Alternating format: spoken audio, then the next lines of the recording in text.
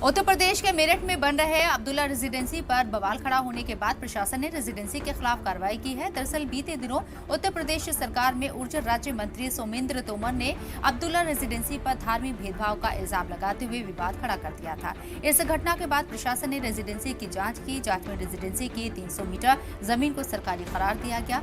खबर है कि प्रशासन ने अब्दुल्ला रेजिडेंसी पर बुलडोजर कार्रवाई की है। मेरठ के थाना नौचंदी क्षेत्र में अब्दुल्ला रेजिडेंसी का निर्माण हो रहा है। आपको ये भी बता दें कि इस रेजिडेंसी का निर्माण retired major general Javed Iqbal और नोएडा के महेंद्र गुप्ता करवा रही हैं। बीजेपी के मंत्री सोमेंद्र तोमर ने इसी रेजिडेंसी पर धार्मिक भेदभाव का इल्जाम लगाते हुए कहा था कि इस रेजिडेंसी में हिंदुओं की एंट्री नहीं है। साथ ही उन्होंने ये भी इल्जाम लगाया था कि इस रेजिडेंसी में हिंदू समुदाय के लोगों को फ्लैट नहीं बेचे जाते हैं।